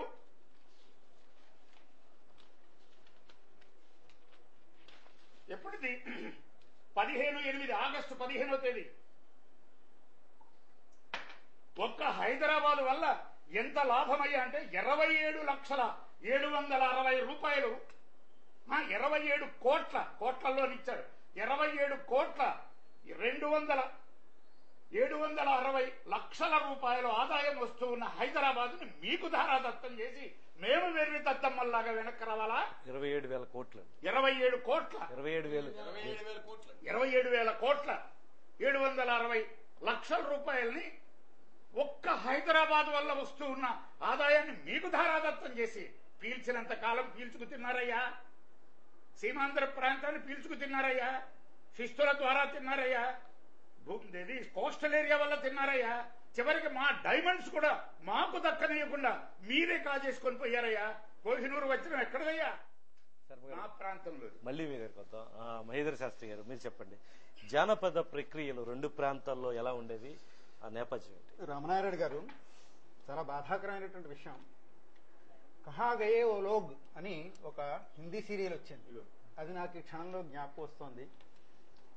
ఆనాటి తరం రచయితలు కానీ, కవులు కానీ, రాజకీయ నాయకులు కానీ వేళ ఏమైపోయారు? అసలు దురదృష్టం ఏమిటంటే రాజకీయ నాయకులే తప్ప రాజనీతిజ్ఞులు మనకి లేకపోయారు. అది పెద్ద కరువు ఈవేళ దేశంలో ఏర్పడింది. దానివల్ల మనకి దుఃఖం, ఈ బాధ, సంతరాణం జరుగుతుంది. ఒక చిన్న విషయం మీకు మనవి చేస్తాను. ముందుగా సాహిత్యంలో నవలలు అనే ప్రక్రియ తీసుకుందాం. ఇది మీరు వింటే మీకు మనవి చేస్తున్నాను సవినయంగా, మీకు ఎంత హృదయ స్పందన కలిగిస్తుందంటే, ఈ ప్రాంతం వాళ్ళు రచయితలు ఆ ప్రాంతంలోని జనజీవితాన్ని చిత్రించారు. ఆ ప్రాంతపు నవలిస్టులు నవలకారులు ఈ ప్రాంతంలోని జనజీవితాన్ని చిత్రించారు. ఏ విధంగా? నేను మీకు చెప్తాను. తెలంగాణ రచయితలైనటువంటి దాశరథి రంగాచార్య గారి చిల్లర దేవుడు తీసుకోండి, అలాగే వట్టికోట ఆళ్వారు స్వామి గారి ప్రజల మనిషి, గంగు అనే ఈ నవలలు తీసుకుంటే ఆంధ్ర ప్రజా జీవితాన్ని అద్దం పట్టి చూపించారు. అలాగే మన కోస్తా ప్రాంతపు రచయిత త్రిపురనేని గోపీచంద్ నవల మాకు ఉన్నాయి స్వగతాలు, అది చదివితే ఒళ్ళు గగురుపరిచేటువంటి విధంగా ఆయన తెలంగాణ ప్రజా జీవితాన్ని ప్రతిబింబించేలా చేశాడు. వాళ్ళు ఎందుకు చేశారని వేళ మీరు ఆలోచించరేమి? ఈ ప్రాంత రచయిత మీ ప్రజా జీవితాన్ని చిత్రించాడే, మీ వాళ్ళు ఇక్కడ ప్రజా జీవితాన్ని ప్రతిబింబించారే అంటే వాళ్ళు ఎంత ఈ తెలుగు జాతిని ప్రేమించారు, హృదయంలోకి తీసుకున్నారనేది మనకి అర్థం కావట్లేదా? తర్వాత నటులు నాటకకర్తల దగ్గర వద్దాం. నైజాం నవాబు పీడన నుంచి తెలంగాణ ప్రజలను నీ మాస్టర్ చెప్పినట్టుగా నీ బాంచను కాల్ముక్త స్థితి నుంచి మనుషులుగా తీర్చిదిద్దింది ఎవరు? కమ్యూనిస్టులు కాదా? పద్యం, గేయం, నాటకం ఈ ప్రక్రియలు ప్రముఖ స్థానం గడించాయి ఆ రోజుల్లో. శ్రీకాకుళానికి చెందిన వంగపండు ప్రసాద్ గారిని తీసుకోండి, లేదా చింతామణి పాణిగ్రాహి, లేదా రఘునాథ్ పాణిగ్రాహి, వారిద్దరు సోదరులే. తెలంగాణ ప్రక్రియ అయినటువంటి జముకుల కథని ఉత్తరాంధ్రలోను మొత్తం ఆంధ్ర అంతా కూడా ప్రచారంలోకి తీసుకొచ్చారు వాళ్ళు. ఇక్కడే సందర్భం వచ్చింది కాబట్టి చిన్న విషయం మీకు మనవి చేస్తాను. పాణిగ్రాహి, మహంతి, రౌతు, పట్నాయక్, పాత్రో, దేవ్ ఇవన్నీ కూడా ఒరిస్సాలో ఉన్నటువంటి కుటుంబాలు. ముఖ్యంగా ఈ అంటే ఉత్తరాంధ్రకి దగ్గరగా ఉన్నటువంటి బార్డర్లో ఉన్నటువంటి కుటుంబాల వారు. కిషోర్ చంద్రదేవ్ మనకి మంత్రిగా ఉన్నారు. ఫ్యామిలీస్ అన్ని ఒరిస్సా. వీరు ఇప్పుడు నేను చెప్పినటువంటి గృహనామాలు ఉన్న వాళ్ళందరూ కూడా అనేక కారణాల వల్ల విజయనగరం జిల్లా, విశాఖపట్నం జిల్లా, శ్రీకాకుళం జిల్లాకు వచ్చి స్థిరపడి, మన వాళ్ళు ఇప్పుడు వేళ కోస్తాంధ్ర వాళ్ళు హైదరాబాద్ వెళ్ళి తెలంగాణలో ఎలా స్థిరపడిపోయారు, విభాష సంపర్కాల వల్ల, అనేక రకాల బంధుత్వాల వల్ల, సాహిత్యం పట్ల మామూలుగా ప్రేమతోటి వాళ్ళు తెలుగువారు అయిపోయండి. తెలుగు సాహిత్యాన్ని ఎంత సేవ చేశారో మనం ఒక మాట తలుచుకుంటే ఈ వేళ మనం ఇలా కొట్లాడుకోవడానికి తలదించుకోవాల్సిన విషయంగా మనకు గుర్తు వస్తుంది. తర్వాత శంకర సత్యనారాయణ వాసిరెడ్డిలు చల్లపల్లి జమీందారీ కుటుంబాలకు చెందినవారు, 100 ఎకరాలు ఉన్నటువంటి వారు. ఆ భూమిని అంతని కూడా వాళ్ళు దారాదత్తం చేసేసి మా భూమి అనేటువంటి నాటకం రాశారు. దానికి ఆ నాటకాన్ని దర్శకత్వం వహించి నటించి ఆంధ్ర ప్రజా నాట్య మండలి ద్వారా విశేష ప్రచారం తెచ్చిన వాడు ఎవడు? విశాఖపట్నానికి చెందినటువంటి గరికపాటి రాజారావు. ఎక్కడెక్కడ కనెక్షన్స్ ఏమన్నా వీళ్ళు ఎప్పుడైనా ఆలోచించారా? గరికపాటి రాజారావు విశాఖపట్నం వాడిని అని చెప్పి అక్కడ ఉన్నటువంటి రచయితలు అట్ట నాటకాలే మామూలుగా నేను దర్శకత్వం చేస్తాను, నటిస్తానని ఏమన్నా అనుకున్నాడా? ఇటువంటి స్వార్థంగా ఎప్పుడైనా మనుషులు బతికారా? అది మనం ఈవేళ ఆలోచించవలసిన విషయం.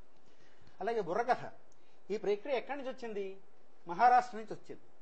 తెలంగాణకి దగ్గరగా కాబట్టి అక్కడ బాకి, ఆ తర్వాత ఆంధ్రాకి వచ్చింది. మన నాజర్ ఈ కళ తీసుకుని ఎంత ప్రచారం చేశాడో మనందరికీ తెలిసిన విషయం. ఈవేళ మళ్ళా నేను విజయవాడవాడు నాజరు ఎంత దాన్ని మాస్టరైజ్ చేసేసి ప్రజల్లోకి గుండెల్లోకి తీసుకొచ్చాడు. ఈవేళ నాజర్ అంటే వెంటనే బుర్రకథే జ్ఞాపకం వస్తుంది, బుర్రకథ అంటే నాజర్ జ్ఞాపకం వస్తాడు.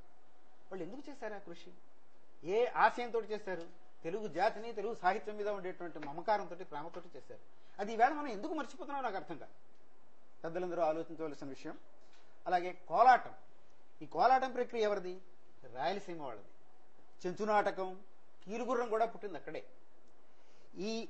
ఈ ప్రక్రియల్ని తెలంగాణలో విస్తృత ప్రచారాన్ని తెచ్చింది ఎవరు?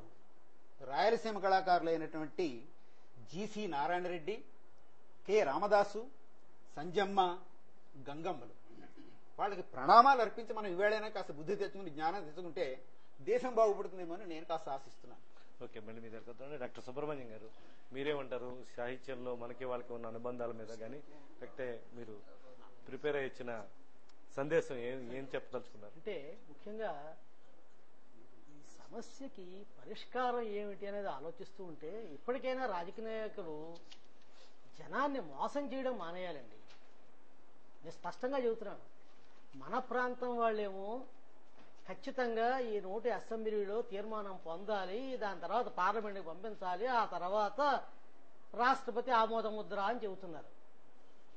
తెలంగాణ ప్రాంతం వాళ్ళు ఏమంటున్నారు, ఆ ప్రాంత నాయకులు ఏమంటున్నారు, ఇది అసెంబ్లీలో తీర్మానం అక్కర్లేదు, ఇంకోటి అక్కర్లేదు, డైరెక్ట్గా ఇది అయిపోతుంది అని వాళ్ళు చెబుతున్నారు. అంటే ఇందులో ఏదో ఒకటి అబద్ధం మాత్రం ఖచ్చితంగా మనకు తెలుస్తోంది. ఇది వాళ్ళకి తెలియక చెబుతున్నారా, తెలిసి చెబుతున్నారా? ఇది మనం చాలా జాగ్రత్తగా ఆలోచించి ఇప్పటికైనా ఇది నిజాయితీగా అనే మాట ప్రజలందరికీ స్పష్టంగా తెలియజేయాలని నేను అందరికీ విజ్ఞప్తి చేస్తున్నాను. నేను ఇక్కడ ఉద్యమం ఇంత ఉద్ధృతంగా సాగుతూ ఉంటే హైదరాబాద్లో లక్షల కొద్దీ జనం ఉద్యోగస్తులు అక్కడ మీటింగ్ పెట్టుకుంటే ఉండే సమయంలో కేంద్ర నాయకులు ఇదిగో నోటు తయారైపోయింది, రేపో ఎల్లుండో అది మంత్రివర్గం దగ్గరికి వెళ్ళిపోతుంది,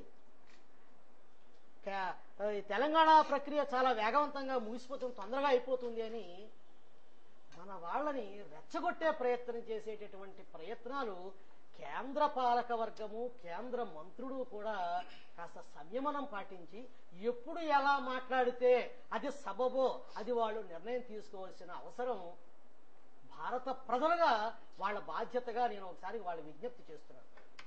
ఇప్పుడు మాస్టర్ చెప్పినట్టుగా హైదరాబాదులో బోలెడంత రెవెన్యూ వస్తుంది. రేపు తెలంగాణ విడిపోయింది అనుకోండి, హైదరాబాద్లో వచ్చే రెవెన్యూ మిగతా జిల్లాల్లో ఖర్చు పెడితే హైదరాబాద్ని వాళ్ళు దోచేసుకున్నట్లు లెక్క. ఈవేళ రాజమండ్రి ఉందండి, 15వ వార్డు 16వ వార్డు ఉంది. 15వ వార్డుకి ఆదాయం తక్కువ, 16వ వార్డుకి ఆదాయం ఎక్కువ.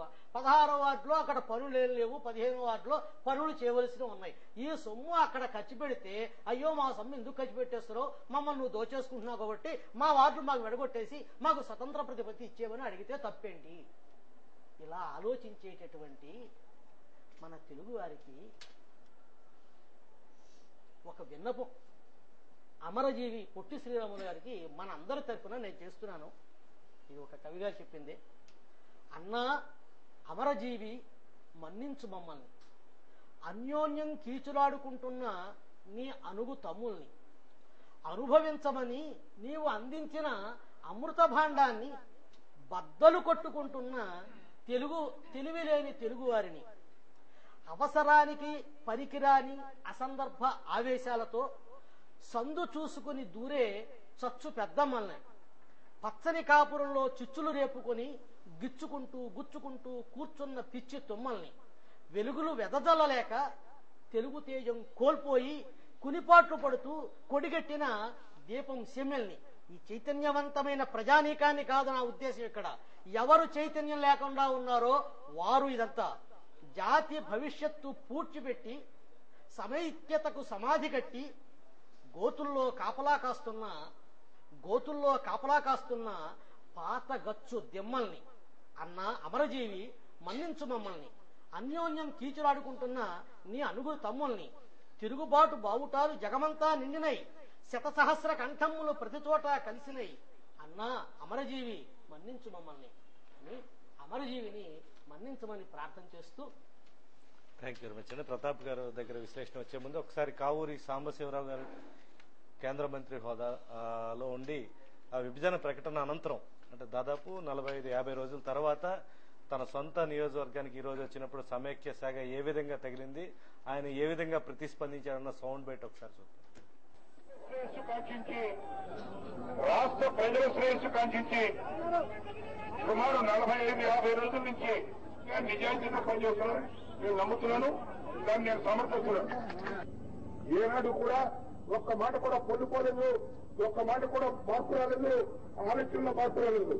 తర్వాత మన సుధాకర్ గారు అడిగినట్టు ఒకవేళ కావులు సాంబశివరావులే మంత్రి పదవి నుంచి తప్పుకుంటే ఈ రాష్ట్ర విభజన అవుతుందంటే నా జీవితంలో అంతకన్నా అదృష్టం చూడలేదు. నిజంగా చాలా వెల్కమ్ ప్రతాప్ గారు. చెప్పండి, ఇప్పుడు సాంబశివరావు గారికి కూడా చాలా తీవ్ర స్థాయిలో ఇంటి మీద దాడి చేశారు. అడుగడుగున విజయవాడ నుంచి ఏలూరు వెళ్లే వరకు కూడా అడుగడుగున అడ్డుపడ్డారు. ద్వారకా తిరుమలలో కూడా సమైక్యవాదులు దాడి చేశారు. కేంద్ర మంత్రుల మీద ఎమ్మెల్యేల మీద ఎంపీల మీద దాడుల తీవ్రత పెరుగుతుంది. దీని మీద ఏమంటారు?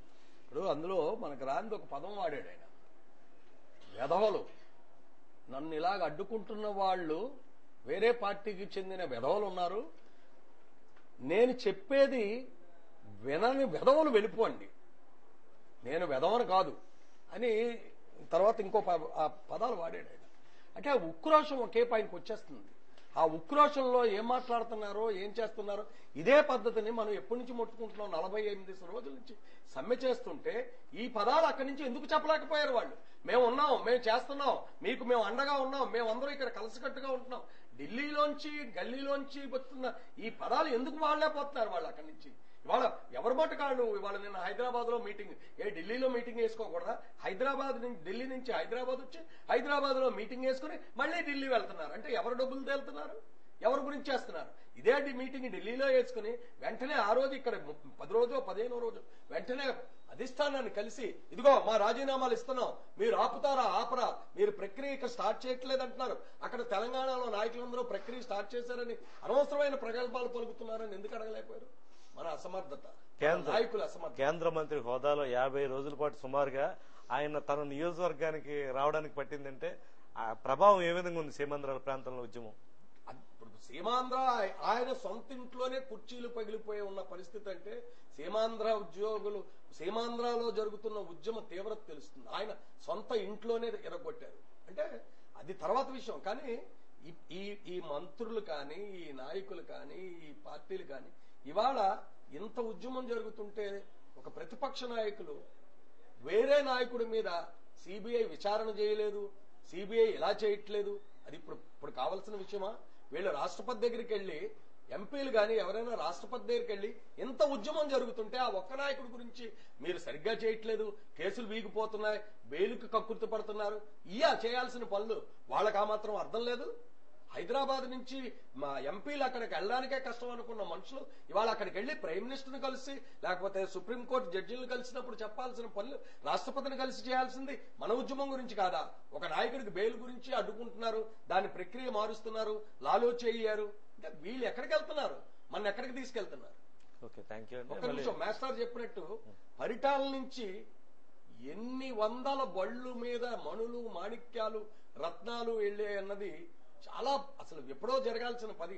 ఇవన్నీ తెలుసుండి కూడా మన రత్నాలు మన మాణిక్యాలు వెళ్లి అక్కడ దాకా ఎందుకు? కోహినూరు వజ్రం చెప్పండి, ఎవరిది? మనది. వాళ్ళ ఆళ్ళ దగ్గర లేదు, మన దగ్గర లేదు, పరాయి వాళ్ళకి ఇచ్చారు. అంటే ఈ దౌర్భాగ్యాన్ని ఇలాగే చేస్తే మనకి కాదు వాళ్ళకే కాకుండా హైదరాబాద్ వేరే ఎక్కడికో తీసుకెళ్లి అమ్మేసే రకంగా తయారవుతుంది అనుమానం. శర్మ గారు, ఫైనల్ గా మన సమయం తక్కువ ఉంది. మీరు ప్రధానంగా ఇప్పుడు మీరు సూచించే పరిష్కారం ఏంటి దీని ద్వారా? అసలు ప్రధానంగా ఈ సమస్యకి పరిష్కారము చూపెట్టాలని నాకు కూడా ఒక ఆలోచన ఉంది. ఇవాళ ఈ పరిస్థితిని ఒక్కసారి మనం సమీక్ష చేయండి. కాంపోజిట్ మెడ్రాస్ స్టేట్ నుంచి మనం విడుదలకి యువతలకు వచ్చాం. పొట్టి శ్రీరాములు గారు నిరాహార దీక్ష ప్రారంభించాడు. అక్కడ జరిగిన తతంగం ఏంటి? టెంట్ లో పొట్టి శ్రీరాములు గారికి ఇష్టమైన వ్యక్తులు ఉన్నారు, తఖ్త్ మీద పొట్టి శ్రీరాములు గారికి వ్యతిరేకమైన వ్యక్తులు ఉన్నారు. ప్రధానంగా టంగుటూరు ప్రకాశం పంతులు గారు. ప్రకాశం పంతులు గారు, పొట్టి శ్రీరాములు గారు చాలా సీరియస్ స్థితికి వచ్చేటంత వరకు నెహ్రూ గారికి విషయాలను చేరవేశాడా? చేరవేలే. ఏమి జరగటం లేదు, మామూలుగానే ఉంది అనే రిపోర్ట్లు వెళ్ళాయి నెహ్రూకి. నెహ్రూ చాలా నిర్లక్ష్యంగా ఉన్నాడు. నా జేబులో నుంచి తీసివ్వడానికి నా కలం లాంటిదాన్ని ప్రత్యేక రాష్ట్రం ఇవ్వడానికి అన్నాడు.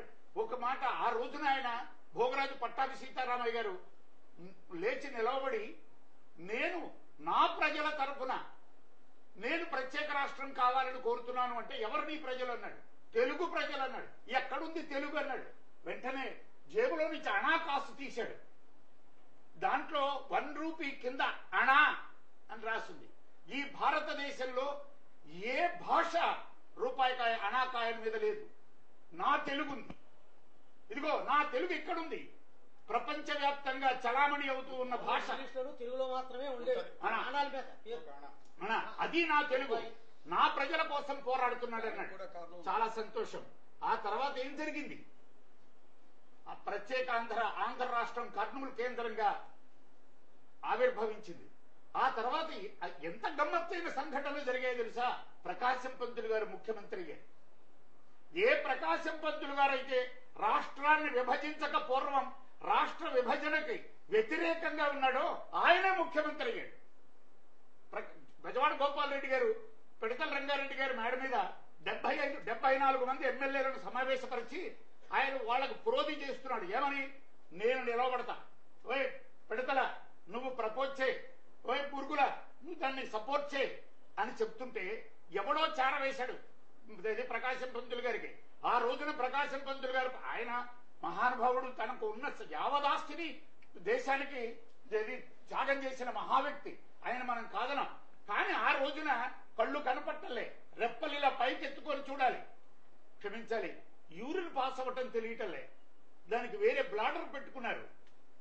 ఆ స్థితిలో పిడతల రంగారెడ్డి గారి ఇంటి ముందుకు వచ్చి డ్రైవర్ని పంపి గోపాల్ని పిలవరా అన్నాడు. గోపాల్ రెడ్డి గారు కిందకి దిగొచ్చాడు, కారులో ఎక్కరా అన్నాడు. కారులో ఎక్కిన తర్వాత ఏం చెప్పాడు? ఒరే గోపాల్ రెడ్డి, ప్రకాశం పంతులు గారు ముఖ్యమంత్రి అవుతారు, నువ్వు ప్రపోజ్ చేయి, పిడతల రంగారెడ్డి సపోర్ట్ చేస్తాడు.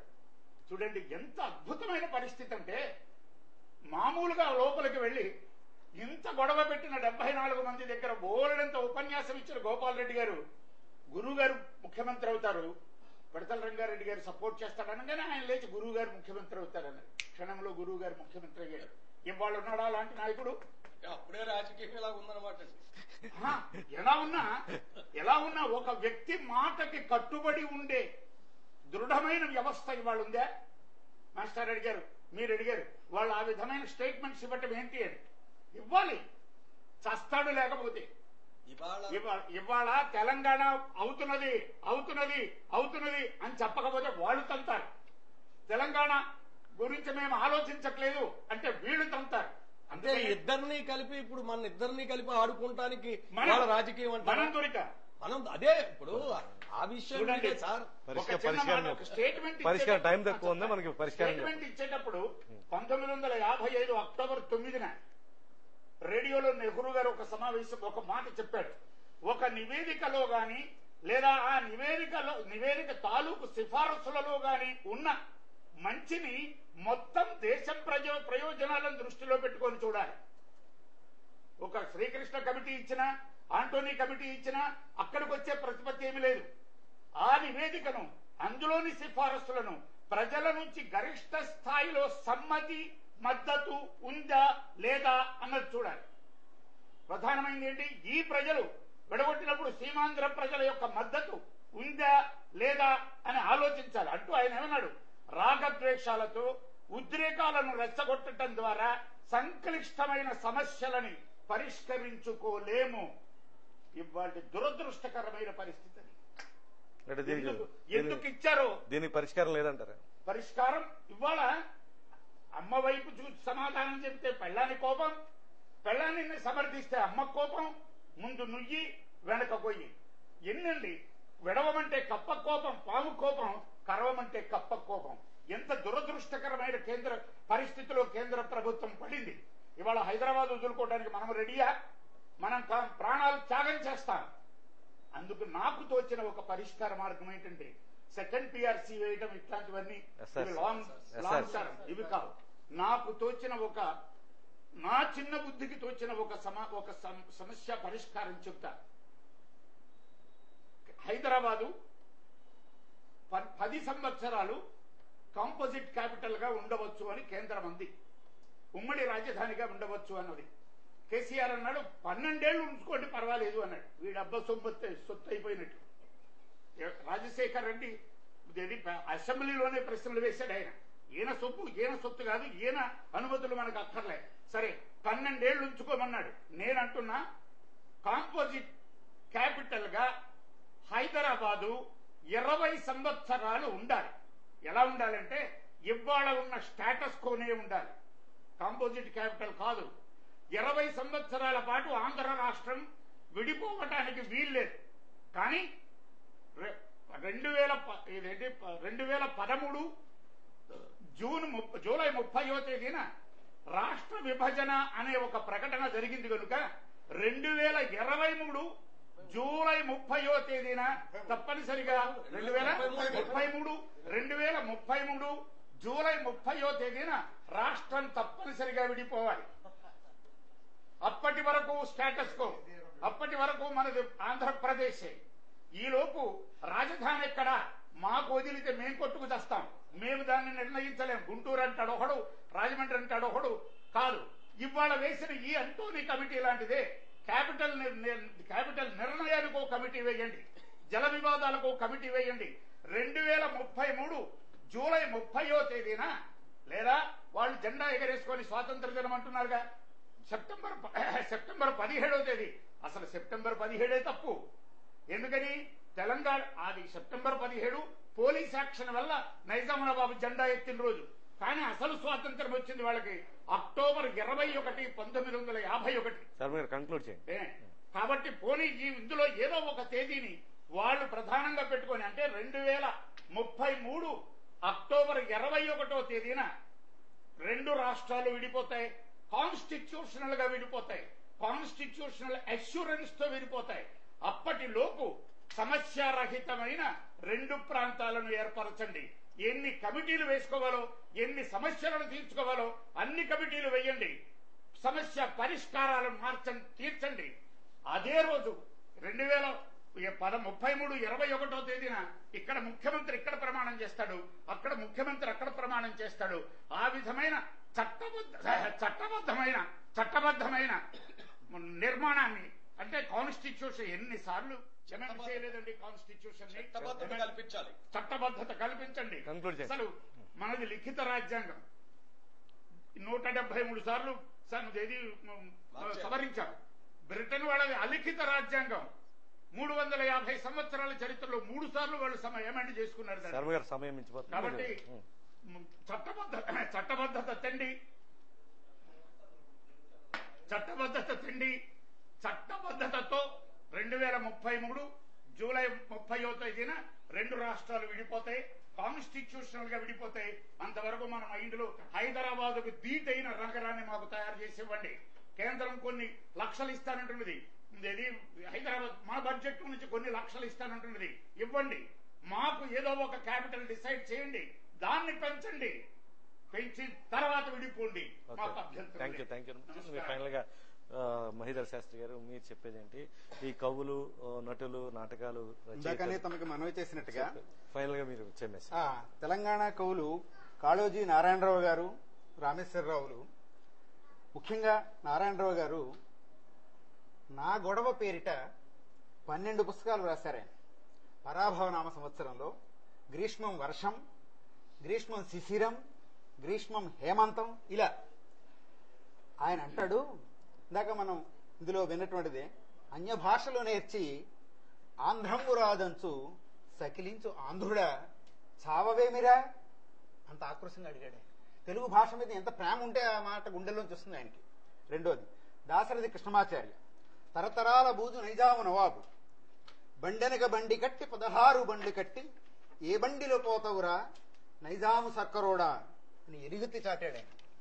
ఇది తెలంగాణకు సంబంధించినటువంటి ఆధునిక కవుల యొక్క ఆక్రోశం. అయితే 1972 శ్రీశ్రీ దగ్గరికి వద్దాం.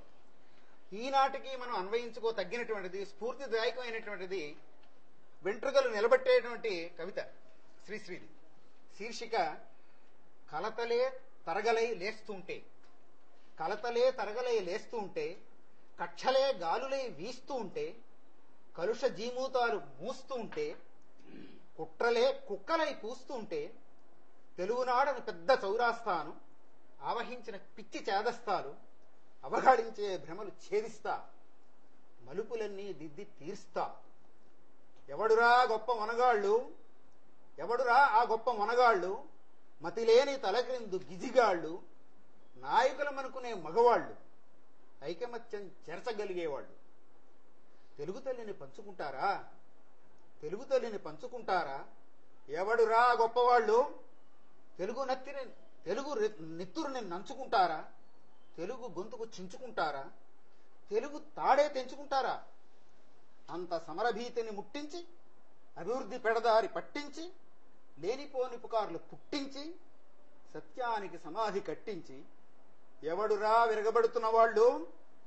ఆస్తులు పాస్తులు ఉన్నోళ్ళు, మస్తుగా దేశాన్ని తిన్నోళ్ళు, జరుపుతారీ జులుం ఎన్నాళ్ళు? తెలుగు జాతిని సిలువ తీస్తున్నా, తెలుగు ఖ్యాతిని నలుపు చేస్తున్నా, విశాలాంధ్రను చీలుస్తున్న పిశాచాలను తరిమివేస్తున్నా అన్నాడు. చివరిగా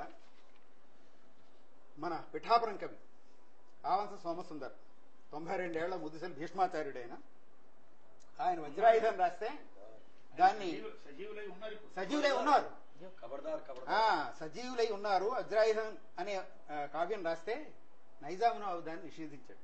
అందులో మొదటి పాట మీరు చెప్పినట్టుగా ఖబర్దార్ ఖబర్దార్ బానిసత్వ విముక్తికై రాక్షసత్వ నాశముకై హిందూ ముస్లిం పీడిత శ్రమజీవితులు ఏకమైరి ఖబర్దార్ ఖబర్దార్ అన్నాడు. ఒక వీరుడు మరణిస్తే వేల కొలది ప్రభవింతుడు. ఒక నెత్తుటి బొట్టులోనే ప్రళయాగ్నులు ప్రజ్వలించు. ఒక నెత్తురు బొట్టులోనే ప్రళయాగ్నులు ప్రజ్వలించు. నీ అమానుషత్వాన్ని నీ నిరంకుశత్వాన్ని పాతేస్తాం పాతేస్తాం ఖబర్దార్ ఖబర్దార్ అన్నాడు. ఆనాడు గర్జించాడు ఆయన. అయితే తెలుగు రాయణం అనేటువంటి పీఠాపురం రాజావారు నైజాం నవాబుకు సుబేదర్గా ఉండేవాడు. ఆయన తాకేది పంపాడు, catch him dead alive or dead and produce before me అని. ఆ తాకీదు మీద పిఠాపురం రాజావారు సోమసుందర్ ఇంటి మీద బాంబు వేయించాడు. మన అదృష్టం బాగుంది, ఆయన ఆయుర్దాయం బాగుంది, తప్పించుకున్నాడు, బతికిపోయాడు. ఈ వేళకి 92 సంవత్సరాలుగా సజీవుడై ఉన్నాడు. ఆ మహానుభావుడికి నా దోహారు సమర్పిస్తున్నాను. సెలవు. ఓకే, ఫైనల్ గా సుబ్రహ్మణ్యం, డాక్టర్ సుబ్రహ్మణ్యం. ఒక చిన్న మన సమయం లేదు సార్. అయిపోయింది. ఒక చిన్న తెలుగు ఒక చిన్న తెలంగాణ ఇవాళ సాక్షి పత్రికలో పాటి చెన్నారెడ్డి గారు ముగ్గురిని గురించి ఇవాళ రాశారు. ఆనాడు తెలంగాణ ఉద్యమంలో పాల్గొన్న వ్యక్తులు ఇవాటికి బతుకున్నారు. వాళ్ళు ఎన్ని కష్టాలు పడ్డారో వాళ్ళ నుంచి తెలుసుకోండి. తెలుసుకొని తెలంగాణ మనది వాళ్ళకి తెలంగాణ మనం ఏం చేయాలన్నది నిర్ణయించండి. ఓ తెలుగుండి.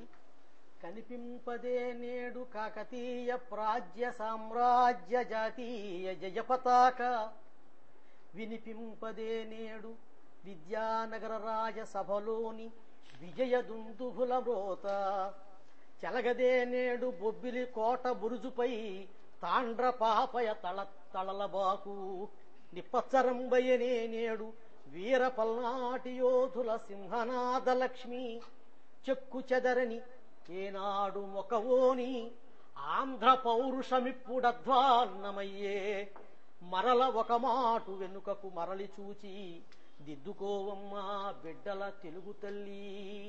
ఇప్పుడు నా ముగింపు వాక్యం ఏంటంటే, సమైక్యం సమైక్యం అని గొంతు చించుకొని నిర్వహించే నాయకులంతా కూడా పార్టీలు, కులాలు, మతాలు అన్నీ త్యజించి వారు గనక సమైక్యంగా ఉంటే ఖచ్చితంగా సమైక్యాంధ్ర వచ్చి తీరుతుంది అని నా ప్రగాఢ విశ్వాసం. మన విశాలాంధ్రలో స్వర్గమును నిలపండి, తెలుగుగడ్డ సుఖిస్తుంది, తెలుగు తల్లి పసిడి కాన్పు కొత్త పంట ధరిస్తుంది, నవజీవం సుమిస్తుంది, ఈ యాగం ఫలిస్తుంది, సమైక్యభావం వికసిస్తుంది. నమస్కారం. ఒక చిన్న మాట అండి. విశాలాంధ్ర ఆవిర్భవించడానికి కష్టపడ్డ కమ్యూనిస్టు పార్టీ విశాలాంధ్ర అనే పత్రిక ప్రారంభమైంది ఈ రోజుని. దాని మీద మొదటి గేయం రాశారు. విశాలాంధ్ర విశాలాంధ్ర విశాలాంధ్ర వస్తుందంటే విని హర్షించని వాడు ఎవడైనా ఉన్నాడా, నల్ల కళ్ళ జోళ్లున్న నామాల కాకి తప్ప. అలాంటి విశాలాంధ్ర కోసం పాటుపడ్డ ఒక కమ్యూనిస్టు పార్టీ మీకు చేతులెత్తి దండం పెడుతున్నాం. పార్టీ లేఖ ఇచ్చింది శర్మ గారు, విడిపోమని. సిపిఐ పార్టీ దానికి అనుబంధంగా చెప్పవస్తున్నాను. అలాంటి సమైక్యత కోసం పాటుపడ్డ ఓ పార్టీ ప్రతినిధులారా, మీకు చేతులెత్తి నమస్కరిస్తున్నాం. మీరు విశాలాంధ్ర కోసం పాటుపడ్డారు, సమైక్యత కోసం పాటుపడ్డారు. ఇవాళ చీల్చడానికి ప్రయత్నం చేయకండి. అసలు మీ విశాలాంధ్ర పత్రికే ప్రారంభమైంది ఆ రోజున, మీ పార్టీ మనుగడే ప్రారంభమైంది, గొప్పతనం ప్రారంభమైంది ఆ రోజున. సమైక్యత కోసం పాటుపడ్డా ఓ పార్టీ దొరలారా, మీకు చెయ్యెత్తి నమస్కరిస్తున్నాను. చికెన్ ఎంత మీకు ఇష్టమైందో సమైక్యాంధ్ర కూడా అంత ఇష్టమైందిగా భావించమని కోరుతున్నాను. నారాయణ గారు అండి. ఓకే, ప్రతాప్ గారు ఫైనల్ గా చేసేదేం లేదు. ఒకటే ఒక చిన్న మాస్టర్లందరూ ఇక్కడ ఎలా పాడారో, ఉండదోయ్ సమైక్యాంధ్ర. మన రాజకీయ నాయకులు ఇప్పుడున్న పదవుల్లో ఉన్నవాళ్ళు, ఉండదోయ్ సమైక్యాంధ్ర, ఉంటాయోయ్ మా పదవులు, ఉంటాం అమ్మ వెంట, ఆగండి మీరింకా వస్తాం అన్ని అయ్యాక అన్నట్టుగా ఉన్నారు సార్. కావు సాంబశివరావు గారు చెప్పింది కూడా అదే. నా వల్ల ఆగిపోతుందంటే ఖచ్చితంగా రాజీనామా చేస్తాను, నా వల్ల విభజన ఆగుతుంది. Okay, thank you very much. Pratap గారికి సమయం మించిపోతుంది. మహీధర్ శాస్త్రి గారికి, అదేవిధంగా మన శర్మ గారికి, దివాంచేరు శర్మ గారికి, సుబ్రహ్మణ్యం గారి, డాక్టర్ సుబ్రహ్మణ్యం గారికి ప్రత్యేకంగా ఛానల్ తరఫున ధన్యవాదాలు తెలియజేస్తున్నాం. ఛానల్ కూడా నమస్కారాలు పెడుతున్నాం. వీరందరికీ కూడా ఒక మాట, ఏ విధమైన తగాదాలు గొడవలు లేకుండా నేను రోజు చూస్తున్నాను. ఎవరు చెప్పదలుచున్నది వారు చెప్తున్నారు. జాతీయ ఛానల్స్ లో చూస్తే అరుచుకుంటున్నారు, కొట్టుకుంటున్నారు. ఇది చాలా చక్కగా డిసిప్లిన్డ్ గా నిర్వహిస్తూ ఉన్న మన ఈ సీసీ ఛానల్ యాజమాన్యానికి నేను చాలా హృదయపూర్వకంగా నమస్కారాలు చెప్తున్నాను. థ్యాంక్ యూ వెరీ మచ్ అండి. మా యాజమాన్యం తరపున కూడా మేము కూడా ఇప్పుడు ధన్యవాదాలు తెలియజేస్తున్నాం. వక్తలందరికీ కూడా చాలా చక్కని విషయాలు, చారిత్రక విషయాలు, అదేవిధంగా కవులు, రచయితలు, ఇతర అంశాలకు సంబంధించి అనేక అంశాలని, ఇప్పటిదాకా చర్చల్లో రాని అనేక అంశాలని కూడా వక్తలు ప్రస్తావించి ప్రేక్షకుల్ని చైతన్యపరిచినందుకు వారికి ప్రత్యేకంగా ధన్యవాదాలు తెలియజేస్తూ ఇది ఈ రోజు చర్చాంశం. మరి రేపు మరో అంశంలో మళ్ళీ కలుద్దాం. అంతవరకు సెలవు, నమస్కారం.